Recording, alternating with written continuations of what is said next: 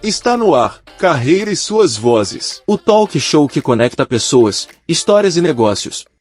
Trajetórias reais, desafios, conquistas e superações que inspiram. Apresentação da empresária e mentora Cláudia Cardillo. Olá, seja muito bem-vindo, muito bem-vinda ao podcast Carreira e Suas Vozes, transmitido pelos meus canais do YouTube e Spotify, @Cláudia Cardillo Oficial. Hoje eu estou com uma pessoa muito especial, que é a Aline Cantarelli. Seja muito bem-vinda. Muito obrigada mesmo, Cláudia, é um prazer estar aqui contigo hoje. Que legal, eu falo muito especial porque além dela, ela trouxe também o bebê que está na barriga dela, então sejam muito bem-vindos os dois. Verdade, é um menininho. Que delícia, parabéns. Então, antes de nós começarmos, Aline, eu só quero fazer os agradecimentos aos nossos apoiadores, e aí sim nós partimos para a nossa entrevista, porque eu estou muito curiosa a respeito do que você faz. Quero agradecer aos nossos apoiadores, a Tânia Vieira Joias, que traz luxo e qualidade com design sofisticado. O Instagram dela é @taniavieira.joias. A Casinha de Cílios, @casinhadecílios.paulista. E a Aqua Quantum, terapia com garrafa de elevação vibracional, @aquaquantum oficial. E para você que está nos ouvindo aqui, tem um bônus especial do meu e-book, Comunique-se com Alma, para que você possa fazer valer muito mais a experiência com a garrafa Aqua Quantum. Então vamos lá, Aline, me conta quem é você, se apresenta para o nosso público, por favor. Bom, eu sou a Aline Cantarelli, estou há 20 anos ao lado do meu marido, trabalho com terapia familiar há 15 anos e tenho uma jornada voltada para famílias, né, atendendo casais, normalmente casais em crise no casamento, porque a área de orientação familiar é bem mais ampla do que isso, mas as minhas especializações são nessa área.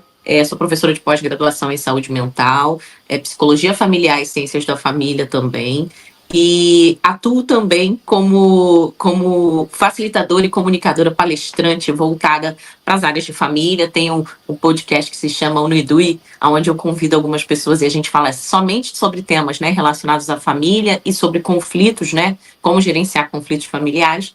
E, além disso, tenho os 4 pequenos, né, os 3 já maiores e agora esse bebezinho aqui na barriga. Então, essa sou eu.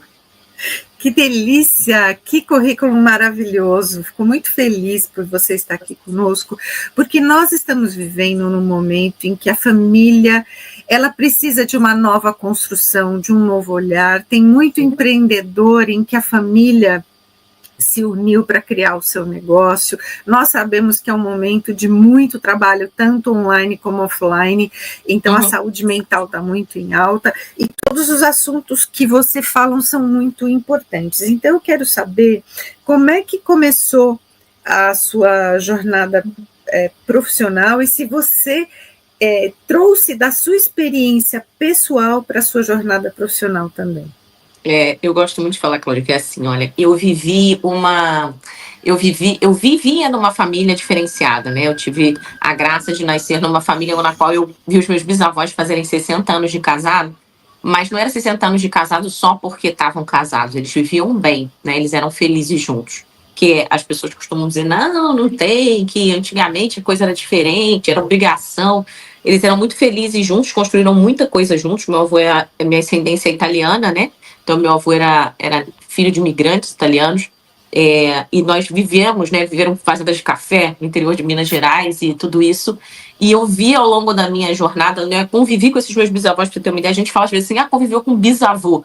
Eu convivi com meu bisavô, morreu, eu tinha 17 anos, eu convivi com ele real, tipo, não é assim, não, eu convivi. E a gente, todas as férias, o destino era um só, Minas Gerais. A gente ia para Minas Gerais e a gente ia aqui para o interior do Rio também, porque a família da minha mãe é daqui. Mas a família do meu pai, os Cantarelli, ficavam lá em Minas, então a gente, todas as folgas, né, de festas e tudo mais, a gente passava lá. Depois, meus avós, 50 anos de casado, E o meu avô organizou as bodas de 50 anos, né? Que eu costumo falar assim, 50 anos de casada, o pessoal pensa, a mulher arrancou o cartão de crédito e fez. Não, ele fez, ele botou no mesmo clube que eles celebraram o casamento, fez os mesmos doces e tal. Então eu tenho uma memória afetiva de família muito legal, fora as sanfonas e tudo isso no quintal de casa, aquela coisa toda. Então eu venho de uma experiência familiar muito positiva, assim como os meus pais, que hoje têm muito mais que 40 anos juntos. Então eu tenho uma história, uma trajetória de família que já me instigava, né? Eu digo que eu tenho um bom legado, eu tinha uma tradição familiar muito forte. Família sempre foi um valor muito grande para mim, não sem dificuldades, não sem apertos, não sem doenças, problemas financeiros ou qualquer outra coisa que pode assolar qualquer pessoa, mas sempre com muita garra e sempre com muita união. E aí, quando eu adentrei o mercado de trabalho, eu não começo de uma maneira linear. Eu além de ter sido uma empreendedora, né, eu empreendi, eu comecei minha carreira no mercado financeiro. Lá no mercado financeiro eu ganhei um bom dinheiro. Comecei muito jovem e tive a oportunidade de trabalhar numa grande instituição, na área de investimentos de uma grande instituição, e esse era o desenho da minha carreira. Eu ia ficar no mercado corporativo. No Rio de Janeiro mesmo, você já veio para o Rio de Janeiro. Sim, no Rio de Janeiro. Meus pais são um casal completamente improvável, né? Pra você ter uma ideia, só 30% das pessoas se conhecem de modo completamente aleatório. 70% dos casais que se formam, eles têm algum ponto de contato. Sejam amigos de faculdade, seja o condomínio onde moram, qualquer que seja o ponto de contato. Os meus pais não. Foi assim, meu pai viu a minha mãe nas barcas Rio-Niterói, olhou a minha mãe, achou bonita, chegou na minha mãe, na década de 60, 70 ali, né, que eles tinham 70, talvez 70, 80, sendo honesto com eles, ali, iníciozinho, finalzinho dos anos 70. Pediu pra namorar com a minha mãe. Meu pai é militar, ele é bravo, meu pai não tem problema, eu vou lá pedir a sua mão assim mesmo. E assim foi. Então, assim, eles não tinham nenhum ponto de contato. O pai da minha mãe era militar, né, militar, então tinha vindo pro Rio de Janeiro, porque o Rio de Janeiro atrai muito, ele era militar da Marinha, então toda a parte do porto e tudo aquilo ali era a área de trabalho dele, a zona de trabalho dele. E o meu outro avô era funcionário da Rede Ferroviária do Brasil e trabalhava na Leopoldina, no centro do Rio de Janeiro, que é bem histórico ali. Então, o meu avô tinha vindo de Minas Gerais para Leopoldina para trabalhar na sede da Rede Ferroviária do Brasil, enquanto o outro tinha vindo para trabalhar na Marinha do Brasil, na sede também aqui no Rio de Janeiro. Então, assim foi que eles se encontraram bem ali no meio, passando debaixo da ponte Rio-Niterói, ali no meio das barcas. E assim começa a história deles. E aí depois, obviamente, né, eu com essa base, com tudo isso, como eu dizia, quando eu cheguei no mercado financeiro, no trabalho, eu vi as pessoas ganhando muito dinheiro, mas eu vi as pessoas bem infelizes no campo pessoal. Isso me incomodava de uma forma muito grande, porque eu falava, eu quero ter sucesso. Eu sempre fui uma pessoa que quis ter sucesso, tá? Profissional, destaque. Mas eu não queria abrir mão dos meus valores. Eu não queria deixar de ter uma família. Eu não queria pensar que eu teria que escolher ou ser mãe, ou ter uma carreira, ou ficar casada, ou ter a minha carreira. Então, para compaginar tudo isso, né, no meu tempo, eu comecei a estudar. Isso sem exagero nenhum, isso tem algo em torno de 20 anos, 25 anos, mais ou menos, que eu me dedico a esse tema. Por quê? Porque foi quando eu conheci o meu marido que eu resolvi começar a estudar isso. Eu falei, cara, isso vai ser sério e eu preciso fazer alguma coisa. Mas naquele tempo eu ainda não pensava em abandonar minha carreira corporativa, que era bem sucedida. Eu só abandonei a minha carreira corporativa muito tempo depois. Eu fiz uma carreira corporativa, eu tinha 10 anos de carreira corporativa, e aí depois, já com a chegada dos meus filhos, eu já então, assim, mais madura, aí eu percebi, eu encontrei, aí se você quiser eu conto, eu contratei uma pessoa de carreira, e aí eu fiz essa transição. Mas meu início da minha carreira, Cláudia, foi uma carreira mesmo muito alavancada no mercado corporativo. E você acha que essa experiência, esse background que você tem grande aí da sua família por trás de você, você acha que isso influenciou na decisão de você fazer uma migração de carreira e começar a trabalhar com relacionamentos e vida em família? Então isso está me dando o gancho para eu contar essa história que eu ia contar aqui, que eu não sabia se era oportuno já. Uma coisa que me aconteceu que foi muito interessante é o seguinte, quando eu estava já assim, com mais ou menos uns 10 anos de carreira, eu já tinha começado a lecionar, porque eu sempre fui muito estudiosa, eu sempre estudei paralelamente ao meu trabalho, nunca parei de estudar, minha vida inteira eu estou sempre estudando, igual agora, estou estudando, eu estava com a faculdade, preciso pegar um diploma, eu estou sempre estudando. E aí eu lembro que, concretamente, eu comecei a estudar por fora essas áreas de psicologia, comportamento humano. Naquele tempo você tinha que comprar o diploma. Hoje você consegue comprar curso livre. Hoje a gente tem internet de uma maneira muito legal. Mas se todo mundo aqui, né, acredito que o maior parte do nosso público aqui deve ser contemporâneo da gente, deve lembrar do tempo que o Google foi apresentado, que as coisas chegaram. E naquele tempo a gente comprava os cursos, porque você não tinha como comprar curso livre. Se fosse uma área de interesse minha hoje, por exemplo, eu gosto muito de Belas Artes. Eu pegaria ali, Belas Artes, curso de Belas Artes, compraria um curso livre, eu não ia fazer uma pós-graduação. Eu só fiz isso porque eu não tinha opção. E eu queria ter acesso ao conteúdo. Então, comecei a fazer. Para mim, foi riquíssimo. E, naquele tempo, pra você ter uma ideia, meu único interesse era não falir o meu casamento, tá? Meu único interesse, eu não tinha nenhum interesse nobre de atender pessoas, gerar um movimento social, nada disso. Eu só fui construir essas coisas. Hoje eu sou engajada, né, com organizações não governamentais, até de São Paulo. A sede fica em São Paulo, Family Talks, que defende políticas para a família, no governo, enfim, coisas muito legais. Eu não tinha essa visão. Eu tinha 20 e poucos anos, e eu não queria assim, eu não quero viver o que a galera tá vivendo. Porque naquele tempo, nos Estados Unidos um pouco mais, mas aqui no Brasil não se falava sobre equilíbrio carreira e trabalho. Era assim, meia fina, escarpão, salto alto, isso pra mulherada. E homem se a gente quiser. E para os homens era assim, a sua carreira e a sua carreira. Depois família. Aí tinha aqueles filmes de Hollywood que mostrava o pai não conseguindo chegar na apresentação do filho, era aquela coisa meio dramática, mas era uma coisa assim, que a pessoa achava assim, nossa, que chato, mas ninguém tinha noção do impacto geracional daquilo, ninguém tinha noção do que aquela mulher ficava frustrada e o quanto que aquilo impactava o psicológico dela, nada disso. Hoje em dia, esses temas estão em todo que é lugar. Mas antigamente não, há 20 e pouquinhos anos atrás isso não era comum. Mas era um incômodo real meu. Eu vivia um sofrimento real olhando para a vida das pessoas, falando, cara, se eu projetar minha carreira como elas estão, e tinham profissionais maravilhosos ao meu redor, e mesmo os empresários, né, que eu tinha acesso por conta do local onde eu trabalhava com a política de investimentos, eu falava, a maior parte deles não é feliz na vida pessoal, como que vai ser isso? Eu não quero ser infeliz.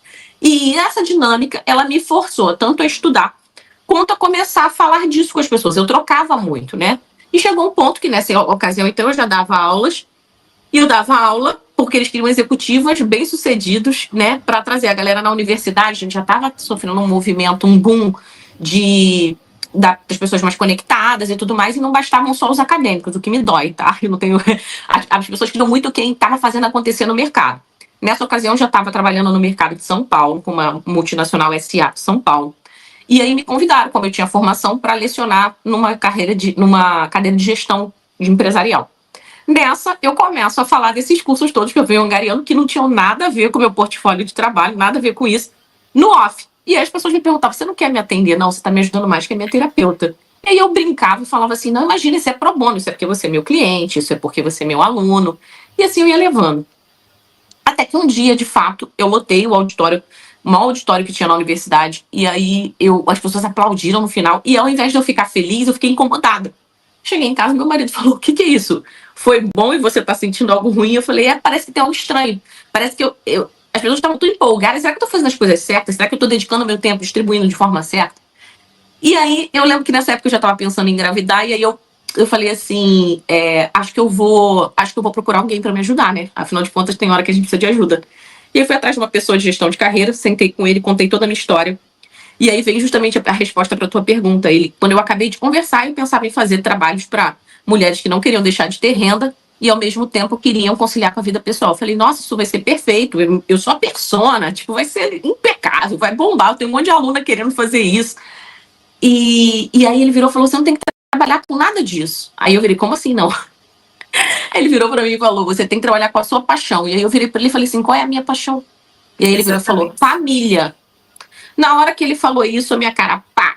E aí eu falei, cara, é verdade. A minha paixão é família. E foi aí, Cláudia, que eu comecei gradativamente essa migração. Eu brinco que eu abri 5 vagas para testar com as pessoas que sempre brincavam comigo sobre o desejo de serem atendidas. Mas aí, nesse tempo, eu já tinha rascunhado metodologia e coisas que eu fazia, sabe? Porque eu sempre tive essa cabeça meio consultora, meio professora.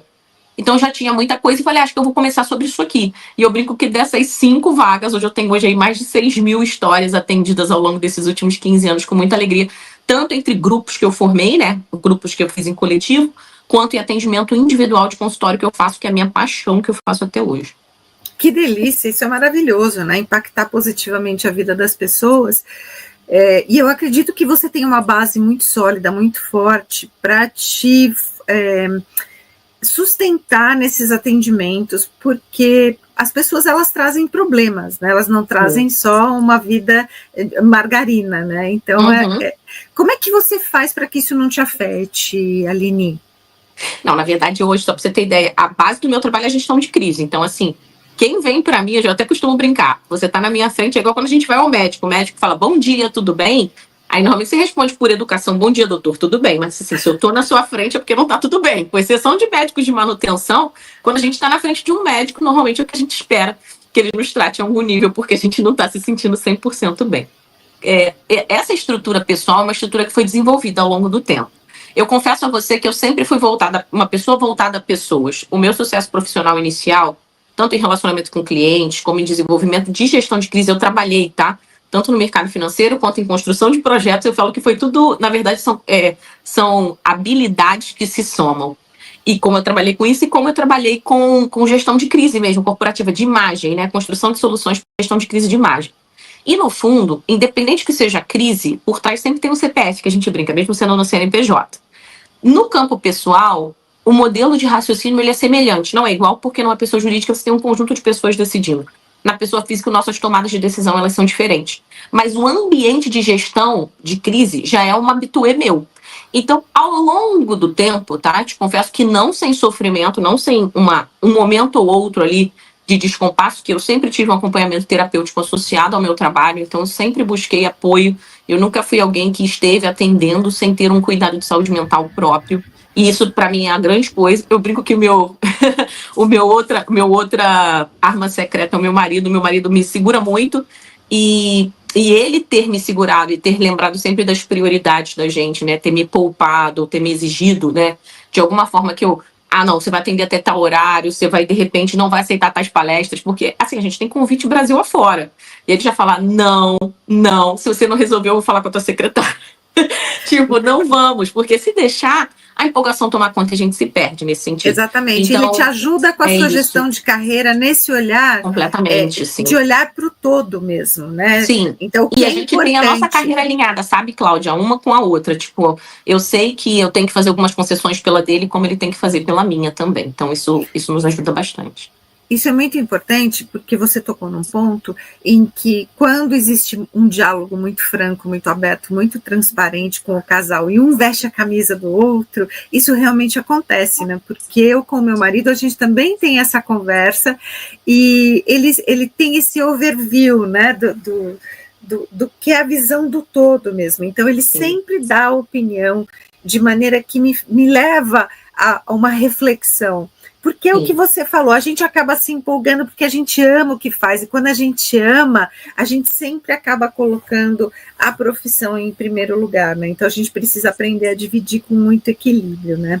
E eu quero saber de você, se esses 6.000 atendimentos, essas palestras que você dá, elas te trazem aí algum ensinamento que te transforma e que você pode usar isso até como exemplo para outros casais. Não, primeiro que eu brinco que eu tenho essa cultura mineira, né? O mineiro adora contar causo. E aí eu cresci em torno de uma mesa, que a gente comia um pedacinho de doce, bebia café preto, que por sinal tô eu aqui. Bebendo café preto, batendo papo e conversando. Eu acredito muito na força, né, de outras histórias. A gente humanamente falando, nós somos seres sociais. Então, o que um fala... Por que esse fenômeno, por exemplo, dos podcasts, por que é tão rico pra gente? Porque você acessa, você conversa, é uma roda de conversa, é um espaço de troca, onde você tem gente qualificada, trazendo o seu melhor, tentando contribuir de alguma forma. Então isso soma de uma maneira muito grande, né? Torna qualquer conteúdo mais palatável. Inclusive eu, quando eu vejo bons conteúdos de podcast, eu pego para os meus pacientes e falo, vejam isso aqui é bom. Às vezes você está com uma certa resistência, olha para outra pessoa que vive uma realidade parecida ou que você admira em algum nível, falando sobre esse tema, e como que é legal. E aí a pessoa não fala naquele techniquez, ela fala de uma maneira fluida, de uma maneira próxima, né? E muitas vezes trazendo para fora o que importa. Então, eu costumo sim trazer muitos exemplos, eu falo que um inspira o outro, e muitas vezes, claro, né, preservando a identidade sempre em primeiro lugar de quem está comigo, mas eu, por exemplo, você falava de empreendedorismo e tal, a maior parte dos meus pacientes, sem exagero, ou são profissionais liberais ou eles são empresários, né, de empresas familiares, e muito bem sucedidos. Então, normalmente, existem questões correlatas, né? Mesmo que os mercados sejam diferentes, que existam as necessidades ou até mesmo as soluções, elas são próximas. Porque, no fundo, a dinâmica familiar que se estabelece ela é muito semelhante. Então, normalmente, sim, eu trago muitas coisas. Saímos recentemente, agora na Folha de São Paulo, com uma família, falando sobre renovação de votos, que é uma família queridíssima que eu tratei, e que eles fizeram uma linda festa de renovação de votos, e o tema da Folha era esse. E aí, conversando, para você ter uma ideia com a jornalista, eu falei com ela, olha, e eu tenho o caso desse casal que é fantástico e tal, tenho tantos outros, mas esse em especial toca meu coração. E aí eles acabaram virando uma capa da matéria. Eu falei, olha só como é que podem as coisas. Então, assim, eventualmente a gente traz, né, muitas experiências práticas, inclusive de quem já fez e deu certo, porque ajuda a gente a criar maior crença, né? Então, a terapeuta sugere, tecnicamente, né, quando eu estou atendimento, né, a gente constrói lá um processo de terapêutico, de mentoração e até mesmo de coach, no sentido de treinamento, né? A gente treina mesmo novas práticas, um estilo de vida novo. Só que muitas vezes é difícil a adesão. Então, quando há uma empatia, quando há uma conversa, uma troca, normalmente isso consegue fazer tocar o coração com maior facilidade. Então, normalmente, sim, esses casos se conversam, esses casos, eles alimentam, inclusive, a esperança quando o outro está numa outra fase, né? E isso também é muito próprio nosso humano, né? Quando a gente está numa outra fase e a gente vê alguém que já fez aquilo, se o fulano é capaz, eu também sou capaz. Não que necessariamente a sua capacidade dependa do outro, mas o fato de ver alguém superando aquilo é inspirador para que você também possa fazê-lo. Então, eu sou realmente uma entusiasta e eu fico muito orgulhosa, né? Eu tenho muito orgulho de fazer parte da história das pessoas, né? Eu sempre devolvo para os meus pacientes o mérito. Mas eles falam, não, se você não tivesse me puxado a orelha naquele ponto, não tivesse feito questão de mim, talvez a gente não estivesse aqui. Isso é uma verdade. Eu faço muito questão dos meus pacientes e faço muito questão do resultado do trabalho também. Eu entendo que o campo terapêutico, esse campo de operação toda que a gente faz, né, em orientação familiar, ele tem que ter se levado tão a sério, com tamanha rigidez de mensuração de resultados, quanto a gente tem isso no trabalho. Então, assim, tanto viver uma vida, né, dando o seu melhor e apresentando o seu melhor dentro do ambiente doméstico, quanto quando você busca uma ajuda, o meu compromisso com o paciente é o que a gente celebrou no primeiro encontro. E eu quero que ele tenha resultados. Então, ele tem que crescer como pessoa, tem que se desenvolver, a relação tem que crescer, a relação com os filhos tem que melhorar, a relação trabalho e vida pessoal tem que melhorar, e a gente põe metas mesmo para cada uma dessas coisas. Então, essas histórias, quando contadas, elas, né, brilham o olho e fazem acreditar mais ainda. Exatamente, né? Na mentoria de carreira e negócios, eu costumo modelar muito as situações por meio de filmes, podcasts, né? Legal. Mas a fala do outro, ela vem inspiracional em função da pessoa que está ouvindo ter passado por uma situação parecida.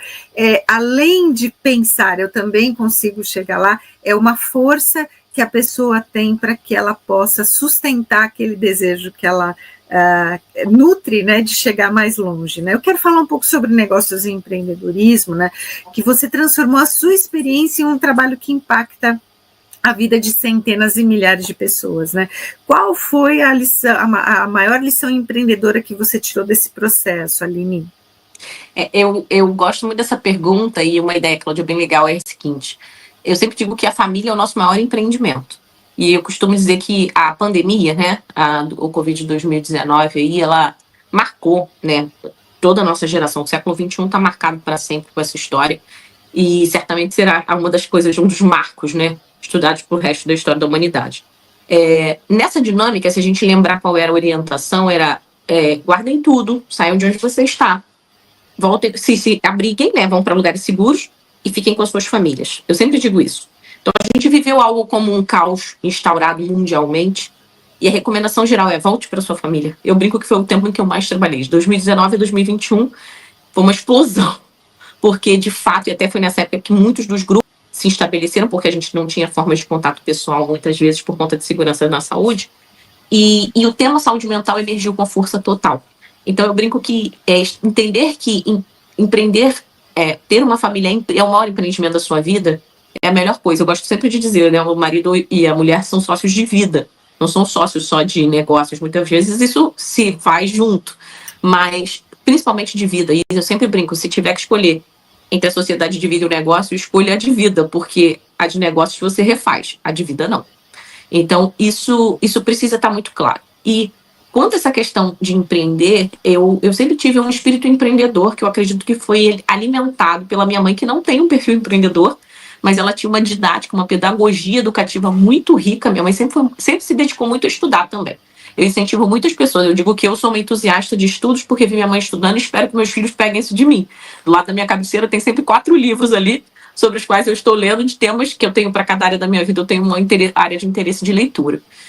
Engraçado você trazer isso, Aline, porque na minha família também, tanto meu pai quanto minha mãe, eles liam muito, e tanto eu quanto a minha irmã, a gente tem o hábito da leitura. Eu escrevi já mais de 7 livros, fora as curadorias, né, de livros que eu fiz, então são 12 livros com a minha assinatura, mas isso vem de lá de trás, de subir a biblioteca. Meu pai tinha uma biblioteca enorme no nosso estúdio. Legal. Eu subi os degraus da biblioteca, né, da estante, até lá em cima para pegar aqueles livros proibidos. Então, o hábito, ele vem mesmo da família, né? Vem. E engraçado que a gente está numa era super digital. Eu não tenho nada contra, amo digital. Se não fosse digital, a gente não estava aqui. Tudo é maravilhoso, mas existem hábitos como a leitura que eles precisam ser defendidos, porque são eles que nos humanizam, eles nos tornam mais humanos, mais gente mesmo.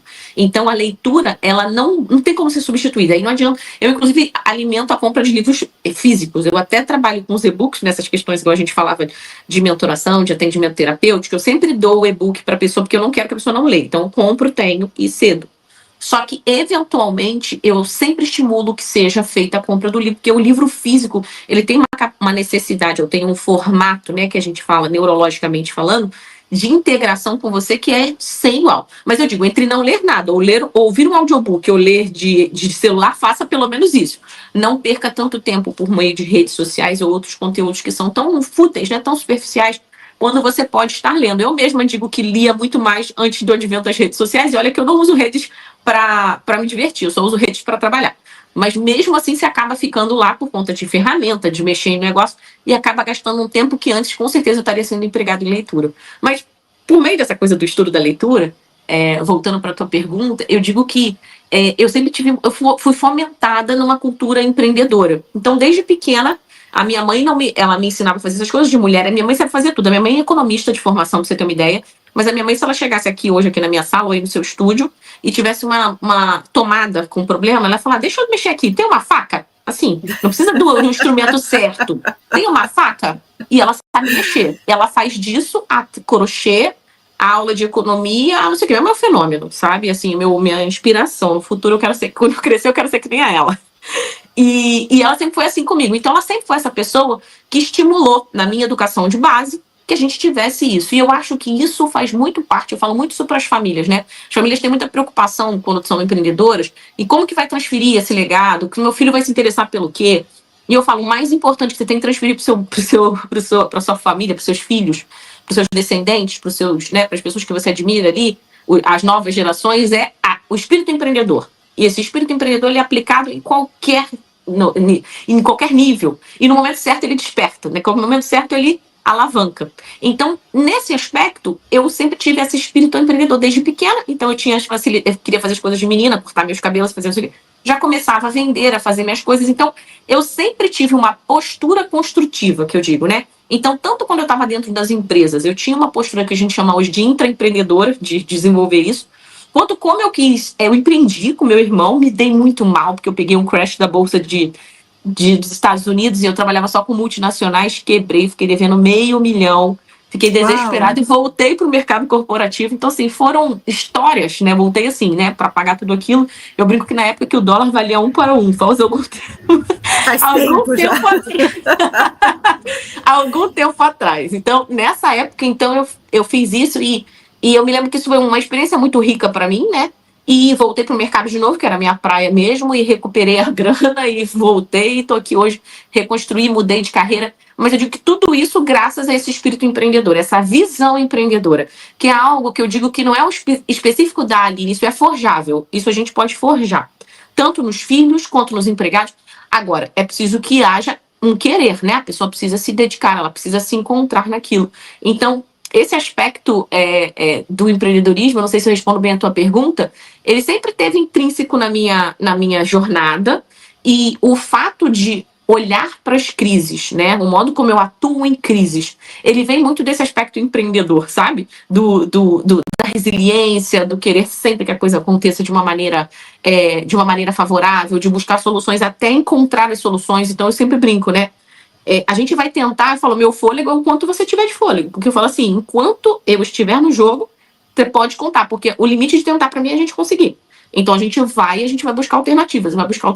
E eu sinto que essa energia, ela é uma energia empreendedora, né? Quando você acredita de fato na causa, você acredita de fato na história, você vai pondo os meios até que uma hora as coisas acontecem. Como em qualquer negócio bem sucedido, se a gente vai ler, eu sou uma apaixonada por biografias, você vai ler, não é simples, ou então a coisa não é linear, começa bem, cai, ou tá indo mal e de repente explode, as coisas acontecem. Então, eu sou uma entusiasta nesse sentido, e eu sinto que esse espírito empreendedor sempre foi algo inato, mas que, inato que eu digo no meu trabalho, mas que foi construído na minha infância e na minha educação básica. E a gente vive um momento da história muito legal, porque na época em que meus bisavós chegaram aqui no Brasil e decidiram ser empreendedores, e a partir daí influenciaram todas as gerações que vieram depois, porque tanto eu quanto a minha família, né, e meus primos, todos somos empreendedores, a gente precisa olhar que nas gerações passadas não existia o estímulo do empreendedorismo no sentido de ensinar por meio de livros, por meio de cursos. Sim. Todos eles aprendiam fazendo, né? Era ensaio e erro, né? Até que uma hora eles acertavam. Exato. Ou não. Então nós estamos vivendo uma fase muito boa do empreendedorismo, porque a gente tem acesso a todas essas informações, né? A planejamento, organização, a economia sustentável, e que nos dá uma vantagem competitiva muito grande em relação ao tempo, né? Até porque eu acredito que o fato de uma empresa quebrar, ela impacta negativamente o pai daquela família, né, ou a pessoa que estava empreendendo, que pode ser a mãe, o filho, mas isso causa uma cicatriz muito grande na família, né? Você passou por alguma renúncia, você passou por algum momento de desafio e superação até chegar aqui? Então, esse creche mesmo, isso foi para mim, foi um divisor de águas, porque nessa época eu ainda não era casada com meu marido, e eu me lembro concretamente que quando eu cheguei para falar com ele, eu falei, olha, a gente vai ter que adiar o casamento nos 2 anos, porque eu acabei com tudo que eu tinha e ainda estou devendo R$500 mil. Na verdade, era 250 mil para mim, 250 meu irmão, nós éramos sócios metade. Eu falei, então eu tenho que ter um tempo para levantar essa grana de novo. E aí eu me lembro que ele olhou para minha cara, ficou uns minutos em silêncio assim, e ele falou assim, como é que nós vamos fazer para pagar isso? E aí eu lembro que assim, nós quem? Tipo assim, meu irmão, né? Ele falou, não, nós, o que a gente vai fazer? Tipo assim, o que você está pensando? Tipo, ele simplesmente falou assim, olha, você nunca mais faça isso comigo, mas eu tô contigo, e você vai resolver isso, e a gente vai fazer. Eu lembro que isso, eu digo que foi a primeira prova de fogo, assim. E eu lembro que você arrastei esse espírito de falência, que era uma coisa muito dura pra mim. Eu não gosto de perder, tá? Então, assim, meu espírito, eu não gosto de perder. Onde eu entro pra ganhar. Claro, se a gente tiver que perder, a gente aprende a gerenciar essa perda, né? A maturidade nos traz isso também. Mas eu sempre fui muito aguerrida. E sempre, assim, o desafio, quanto mais, melhor. No minha área agora, às vezes, muitos casais me procuram divorciados que se arrependem de ter se divorciado e querem voltar a se casar. Só que não sabem muito bem como fazer isso. Ou, às vezes uma das partes está mais inclinada, a outra não, mas precisam de uma mediação, porque são muitas mágoas, né? E eu falo assim, eu gosto desses. Eu gosto quanto mais que mulher linda, nós estamos aqui, né? Você é a quarta terapeuta. Eu falo, pode riscar que você é a última. Eu gosto que legal. Assim. Então, quando eu falo de renúncias, né? Eu te diria que as renúncias, para mim, elas foram muito naturais. Por quê? Porque como eu tinha muito claro que era o meu sonho grande, né? Eu sempre quis. Eu falo que eu não sou uma pessoa muito boa de abrir mão. Eu queria ter tudo. Você pensar, eu queria ter uma família, queria ter um casamento, e para mim, assim, ter um casamento bom não era uma opção, era assim, na minha cabeça era uma convicção. Ter um casamento bom, manter uma relação quente, boa, alegre, igual hoje. Na última semana eu estava com meu marido aqui no samba, no Rio de Janeiro, que eu amo. No outro a gente estava num concerto que os tenores italianos, enfim. Cada hora eu tô num lugar, cada hora eu tô num canto. Então, eu gosto dessa vida vivida com intensidade, com presença. E, ao mesmo tempo, eu queria ter uma carreira de sucesso. Eu queria ser influente. O desafio não é fácil. Mas, eu entendo que quando a gente vai buscando, primeiro, referências de quem já fez, e depois a gente vai sabendo distribuir, priorizar as coisas, dói menos. Dói muito quando a gente carrega muita culpa. E a culpa só vem, e a minha mãe era uma que falava, minha mãe deixou 11 anos a carreira dela para ficar conosco, porque no tempo dela não tinha tecnologia. Então minha mãe era uma concursada pública, super bem posicionada, e quando ela tem o parto do meu irmão, ela quase morre e fala, eu vou deixar minha carreira, fala com meu pai trabalhava na Globo, na gravadora da Globo, na Som Livre, e ela fala com ele, eu vou deixar minha carreira porque senão eu não vou ver meus filhos crescerem e eu quase morri, e eu não quero perder isso. E aí meu pai falou, perfeitamente, faça como você quiser. E aí ela ficou 11 anos. Só que ela ficou esses 11 anos me ensinando a viver bem essa escolha dela. Minha mãe nunca falou, deixei minha carreira por sua causa. Nunca. Nem por Que meu irmão. maravilha isso. Ela sempre assumiu isso como um legado dela, uma coisa que eu quero fazer. E ela fazia questão, falou, vocês não têm responsabilidade sobre isso. Uma mãe quer fazer isso. E ela vivia assim, óbvio, eles tiveram um achatamento de padrão financeiro, tiveram que fazer readequações, mas ela continuou numa prática intelectual, ela fez toda a diferença na minha jornada de educação e do meu irmão. Então ela se tornou viva. E depois que a gente fez exatamente, eu fiz 11 anos de idade, ela fez outro concurso, passou e voltou pro mercado. Porque então ela falou, agora a missão tá cumprida, já são quase pré-adolescentes, então agora eu posso me dedicar à minha vida de novo. E ela se diz muito realizada nesse sentido, e eu acredito que de verdade foi. E ela dizia para mim, talvez você não consiga ter tudo que você quer. Ela me preparava o tempo inteiro. Talvez em algum momento você vai ter que parar, viu? Talvez em algum momento você tenha que repensar. Talvez em algum momento não vai dar para ser professora de pós-graduação. Né? E por que dá? Porque a gente não contava com a evolução tão rápida tecnológica. E por isso que eu sou muito entusiasta. A primeira vez que me mostraram uma câmera e falaram, olha, você vai sair da sala de aula e agora você vai falar com seus alunos por aqui. Falei, eu não quero contratar um cara da Globo. Falando do Globo aqui por causa do Rio de Janeiro, né? Contrataram um training da Globo e falaram, professores, aqui, ó, vocês vão aprender. E eu falei, não, pegaram os 10 melhores professores que eles consideravam, né? Em interação com os alunos e falaram, vocês vão ganhar um curso de oratória com a câmera. E eu não quero. Quando eu me vi, eu estava atrás de um chroma aqui com uma barriga enorme do meu filho Francisco, gravando até o nó do mês. Falando com 500 alunos online ao mesmo tempo. Então, assim, essa dinâmica, né, de renúncia e de coisa...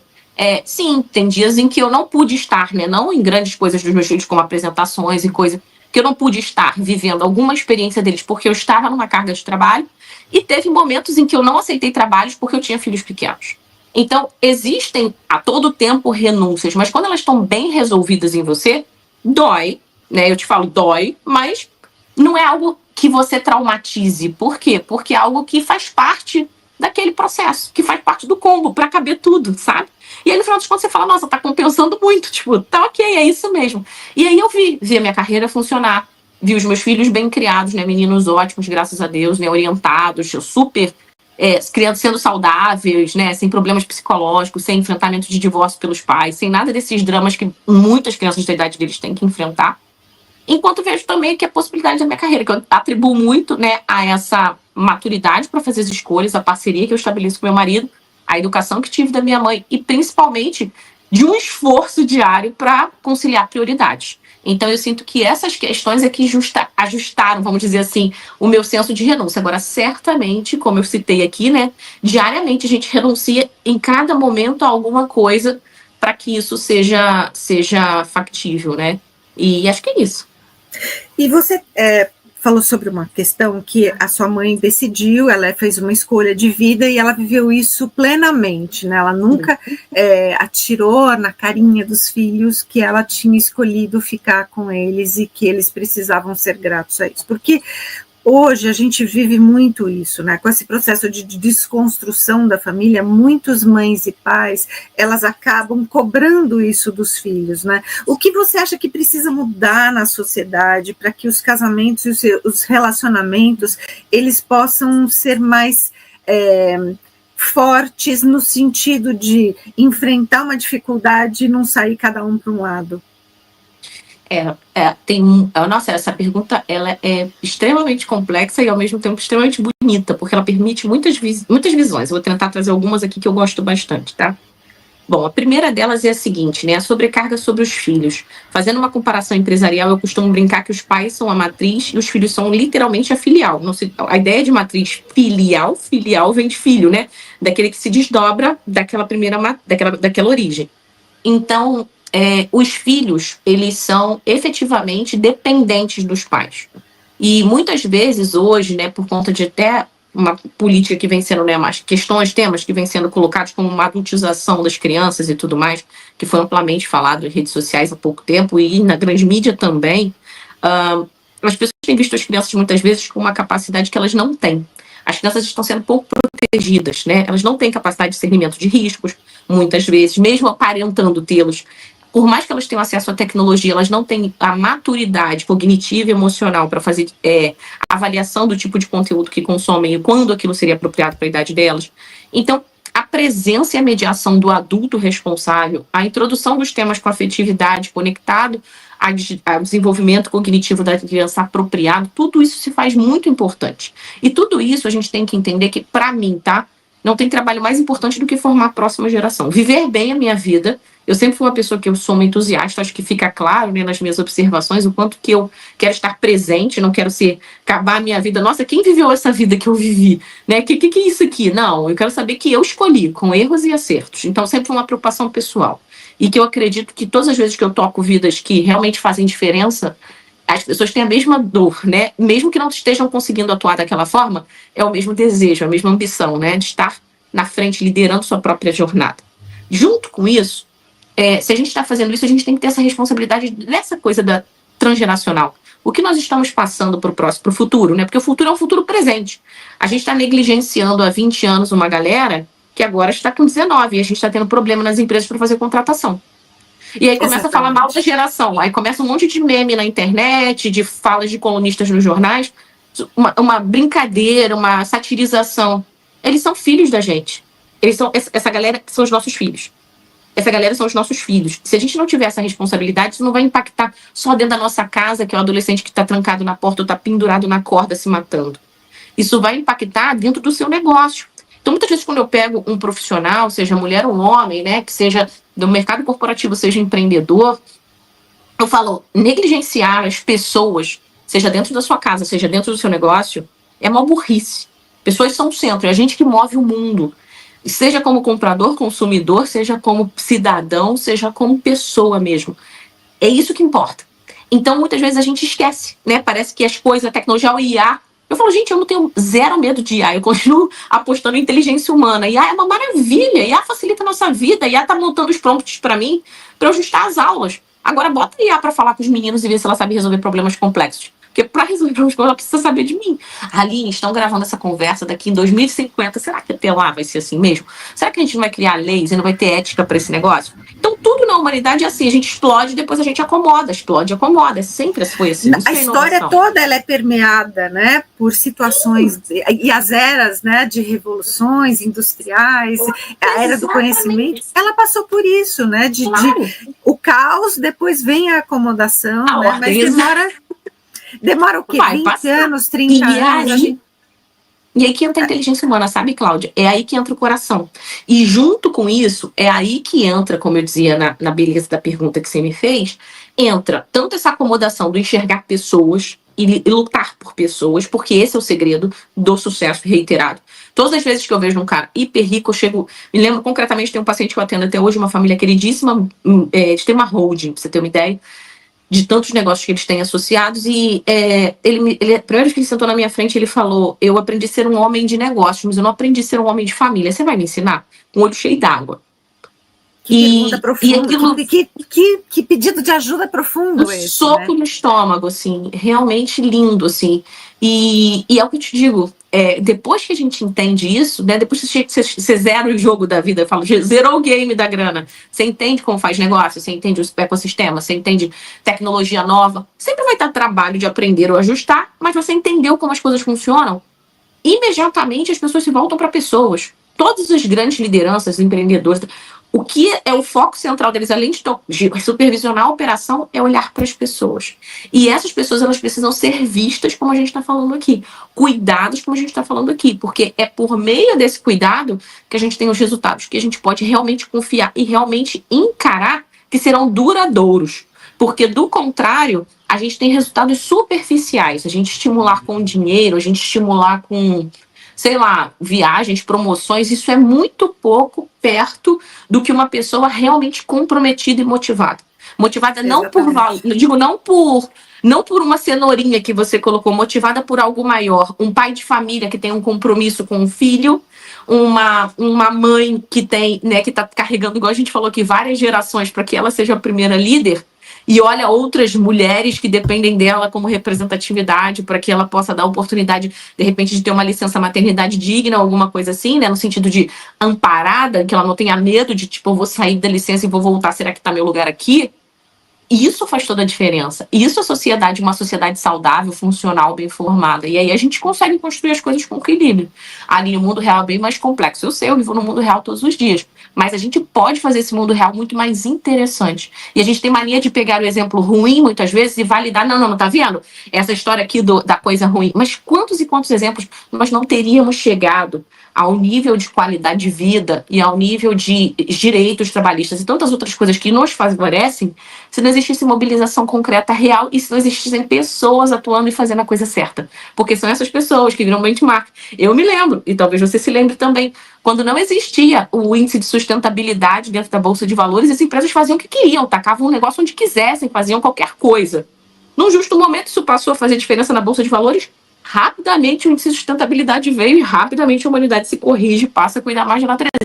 Então a gente é isso que a gente falava aqui, cíclico, mas sempre, no final das contas, as pessoas vão ter que contar mais. E isso depende de nós, de vozes como nós, que vão falando, tanto no campo empresarial, quanto no campo de atendimento terapêutico, quanto na universidade. São mentes pensantes que vão garantir que a IA não vai tomar conta, né, de tudo isso que a gente está construindo.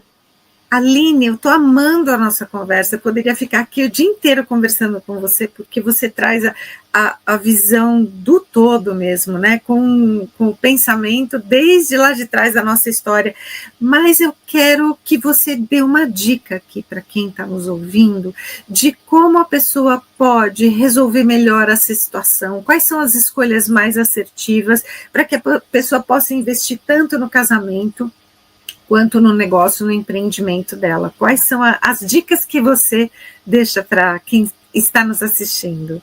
A primeira coisa é montar uma escala de prioridade real e definir o que vai ser prioridade. Eu costumo, inclusive, fazer assim, ó, tanto para os meus pacientes quanto em minha própria vida, tá? Eu costumo definir anos. Então, ano do trabalho, ano da saúde, ano... Aí quer dizer que você não vai fazer nada em relação às outras áreas da tua vida? Não. Mas naquele ano você vai dar foco a determinada questão da sua vida. Essa primeira escolha, ela já faz uma rodada boa. E aí isso daí é uma questão de planejamento ano. Então, nesse ano, tudo que tiver conexão com isso vai ser meu favorecimento. O investimento financeiro, o que eu vou fazer vai ser focado nisso. Beleza. Ciclicamente você vai fazendo isso. Naturalmente, casado, seria muito importante que isso fosse um projeto em conjunto, né? E isso vai se equilibrando. Junto com essa dinâmica, é muito importante, e eu trabalho muito, a base do meu trabalho é psicologia de hábitos e revisão de estilo de vida. Por quê? Não adianta que a gente entenda tudo isso que a gente falou, que eu acho legal, sem uma implementação concreta. E é por isso que muitas vezes as pessoas precisam do intermediário para ajustar. Por quê?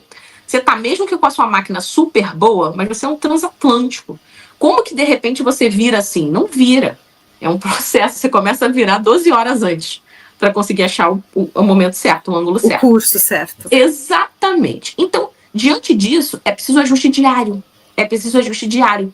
Hoje mesmo eu falava com uma paciente minha sobre focus time. Focus time é trabalhar com foco, na hora certa, fazer o que tem que fazer e tirar distrações e uma série de coisas.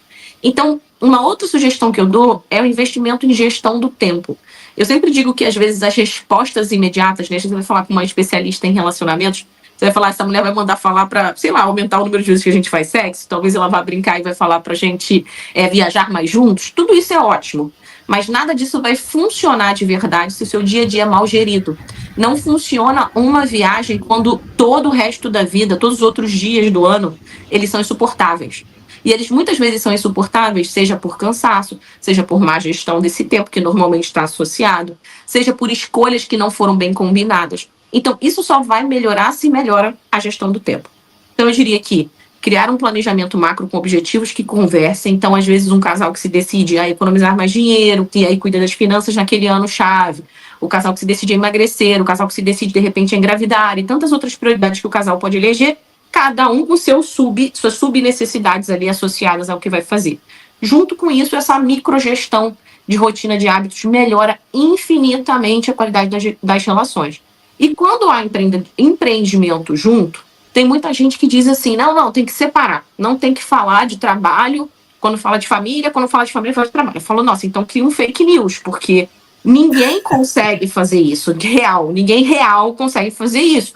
Porque a gente não é duas pessoas diferentes, nós não somos duas pessoas diferentes, nós somos uma única pessoa. Então essa única pessoa tem. O que tem que ter que é o negócio?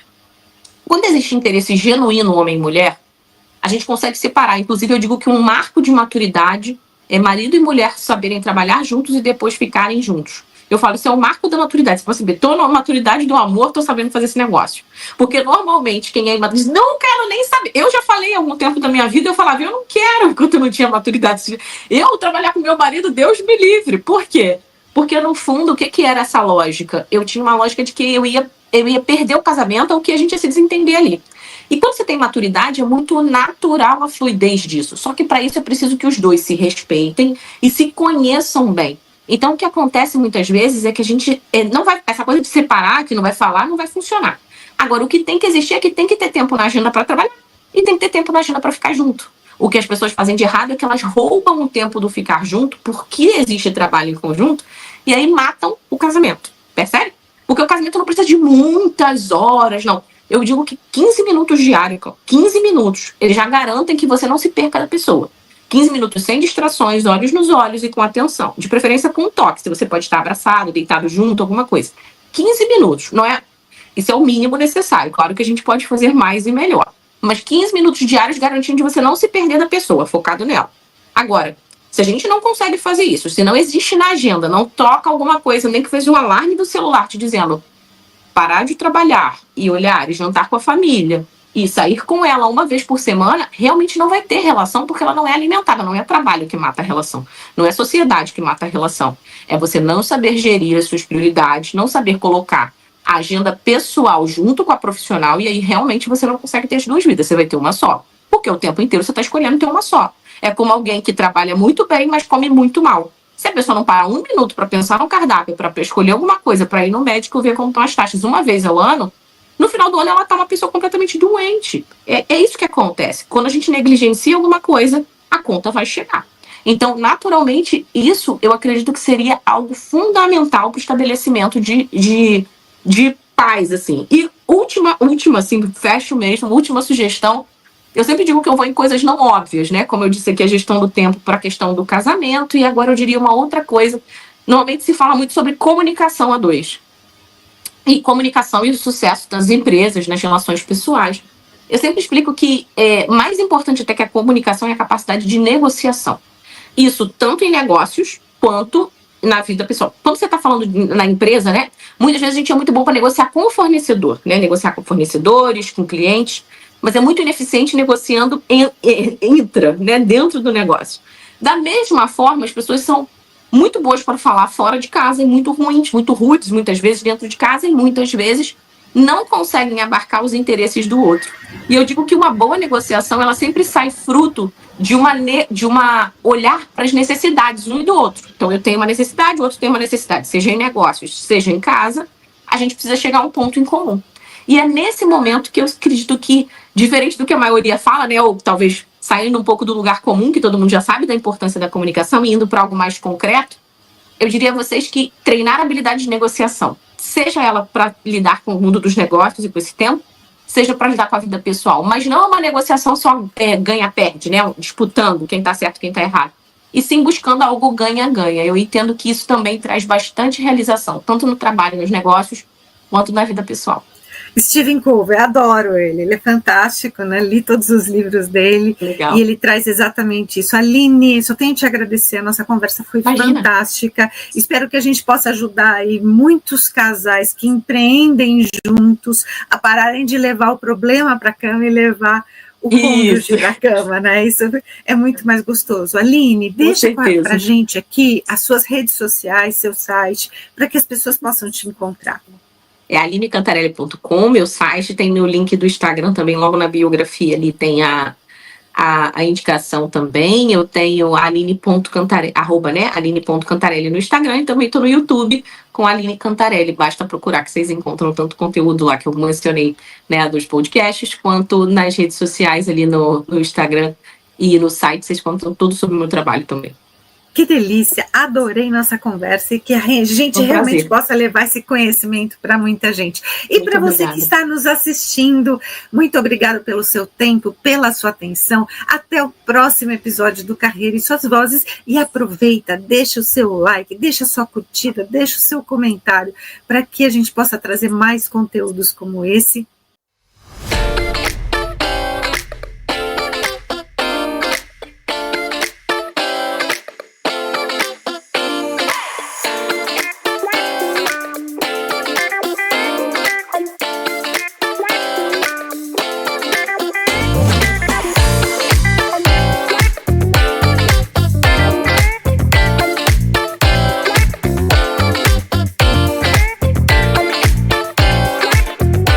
Carreira e Suas Vozes. Sua jornada começa aqui.